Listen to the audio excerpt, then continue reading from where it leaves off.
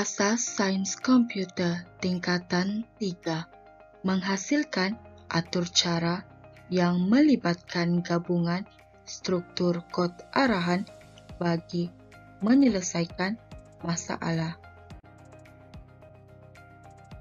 Atur cara yang mempunyai susunan struktur kod arahan yang sistematik, logik, dan bermodular dapat memudahkan pengatur cara dan penyelenggara atur cara mengenal pasti tugasan setiap struktur atau modul.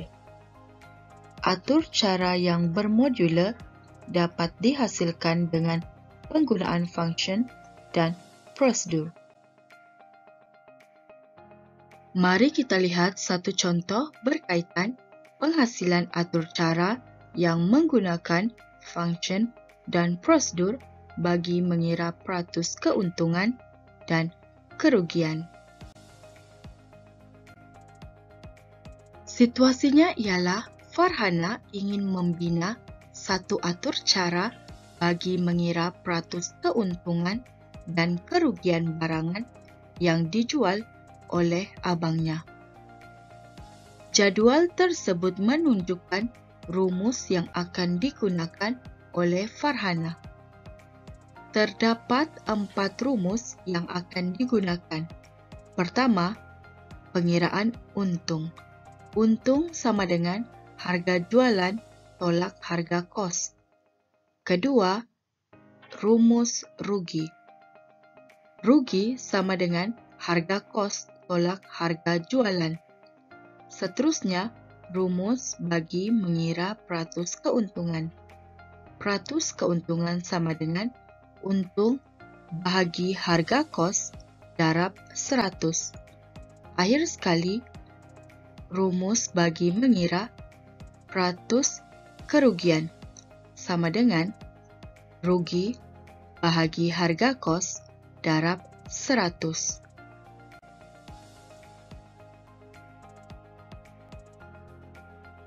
Fasa pertama, fasa menganalisis masalah.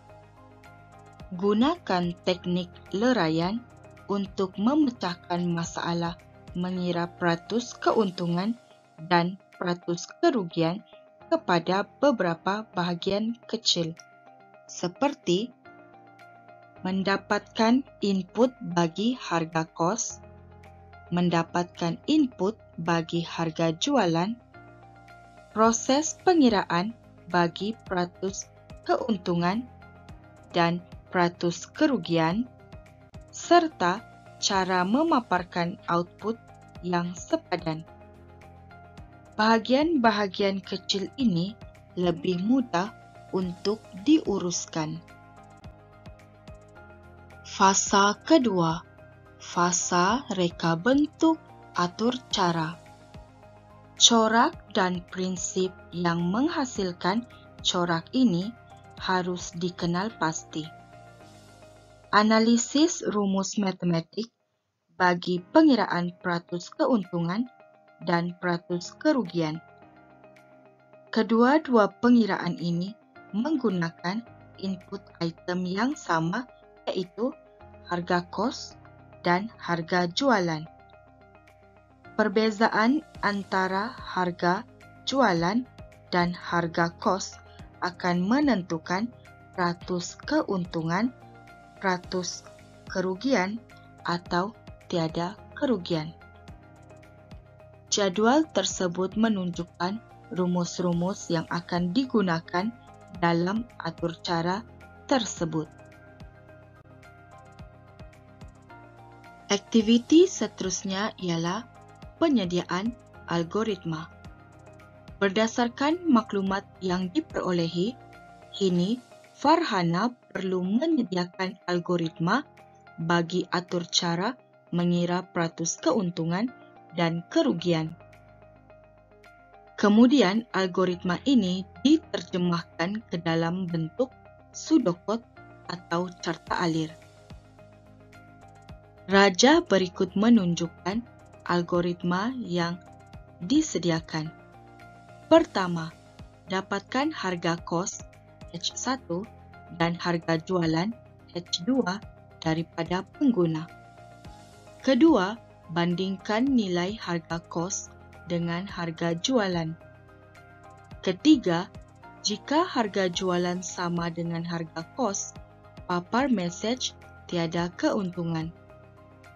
Keempat, jika harga jualan lebih tinggi daripada harga kos, kira dan papar peratus keuntungan.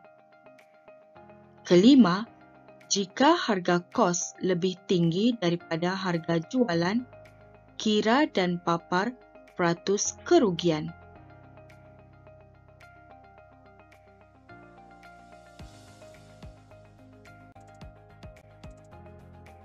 Aktiviti seterusnya ialah penyediaan sudokod. Rajah berikut menunjukkan sudokod yang disediakan. Pertama, mula. 2. Papar masukkan harga kos. 3.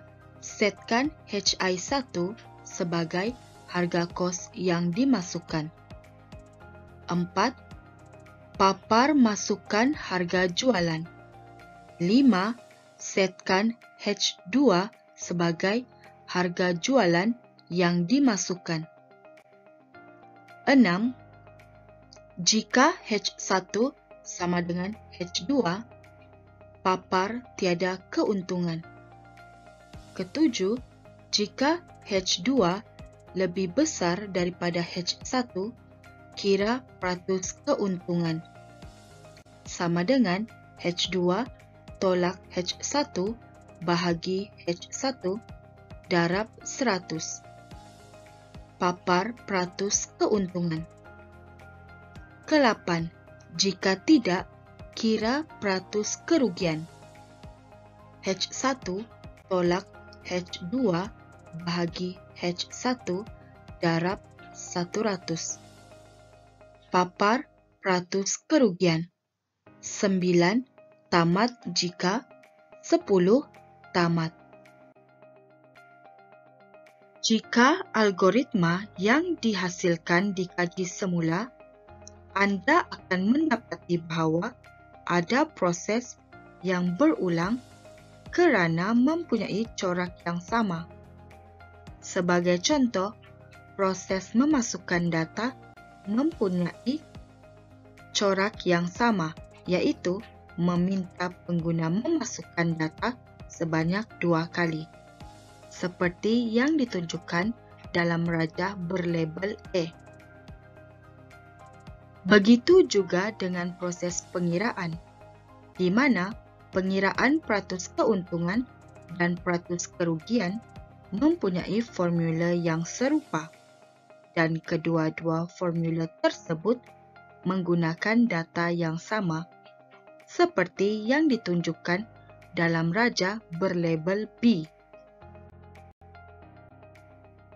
Bagi menjadikan penyelesaian masalah lebih mudah dan bermodular, proses-proses yang berulang ini, iaitu proses memasukkan data dan proses pengiraan serta pemaparan peratus keuntungan dan kerugian, perlu dijadikan function ataupun prosedur. Pertama, pseudocode function dan prosedur bagi function input pengguna. Function input pengguna, message input. 1. Mula. 2. Papar message input. 3. Setkan harga sama dengan input pengguna. 4. Pulangkan harga. 5. Tamat.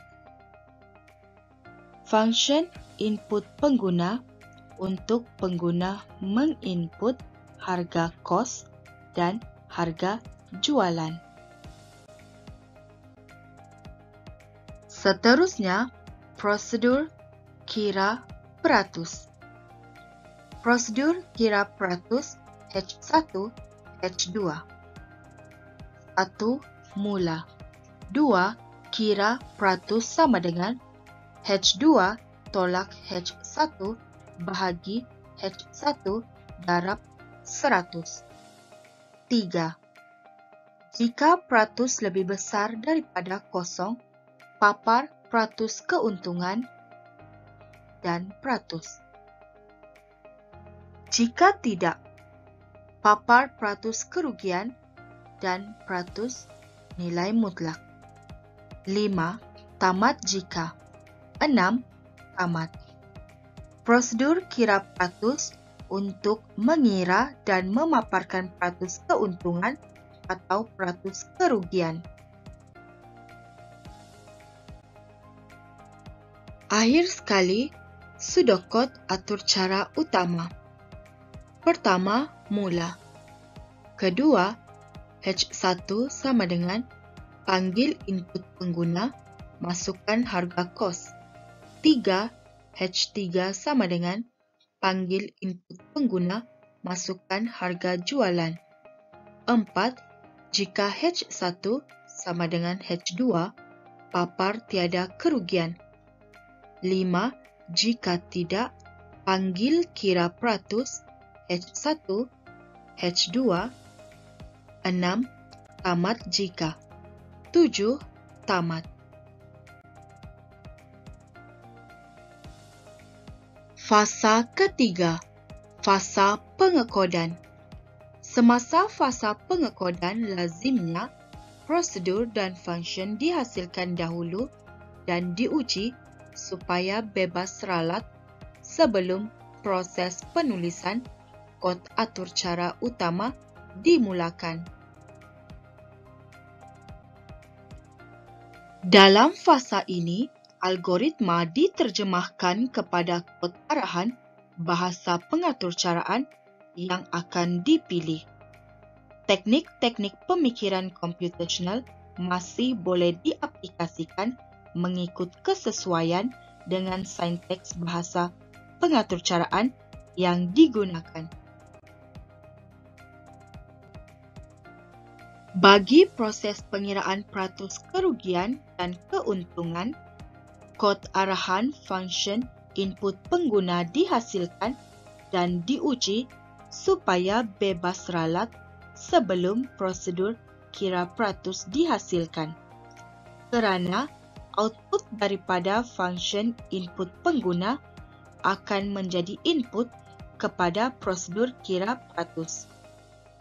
Apabila kod prosedur kira peratus diuji dan didapati bebas ralat, barulah penulisan kod atur cara utama dimulakan. Proses ini ditunjukkan dalam peta alir tersebut. Peta alir tersebut menunjukkan proses penghasilan atur cara bagi pengiraan peratus keuntungan dan peratus kerugian. Langkah pertama, mengekod function input pengguna. Rajah tersebut menunjukkan kod atur cara Python bagi function input pengguna. Anda harus menentukan jenis data input yang diterima oleh parameter, proses, dan output bagi function ini sebelum mengekod. Selepas siap mengekod function input pengguna, kod arahan harus diuji supaya bebas ralat. Jadual di bawah menunjukkan pengujian bagi input pengguna, serta output yang dihasilkan daripada pengujian input pengguna. Langkah kedua, mengekod prosedur kira peratus. Argumen yang diterima oleh prosedur ini ialah data jenis float. Hasil kiraan peratus mesti sentiasa satu nilai yang positif. Prosedur kira peratus juga harus diuji. rajah tersebut menunjukkan kod atur cara Python bagi prosedur kira peratus.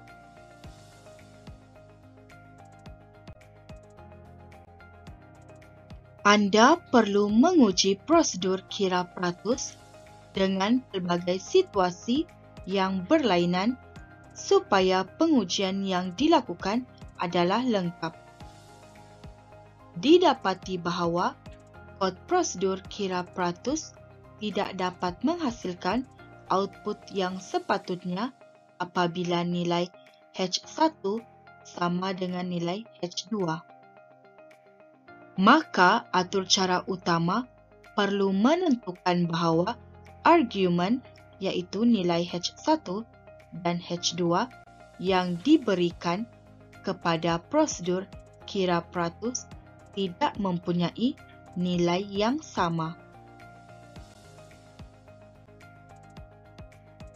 Langkah ketiga, mengekod atur cara utama. Rajah tersebut menunjukkan kod atur cara dalam bahasa pengaturcaraan Python bagi atur cara utama, pengiraan, peratus keuntungan, dan kerugian.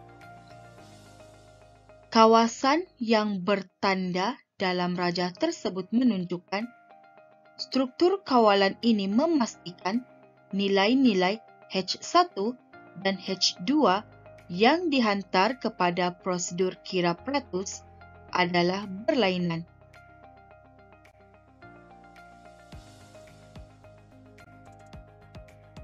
Selepas atur cara yang lengkap siap dikod, kod perlu diuji semula. Rajah tersebut menunjukkan 3 set data ujian beserta output sepadan. Output setiap set data ujian ini adalah seperti yang telah dijangkakan. Pertama, perhatikan kawasan yang dilabelkan dengan A. Ujian data bagi harga kos ialah RM3.50. Ujian data bagi harga jualan ialah RM3.50.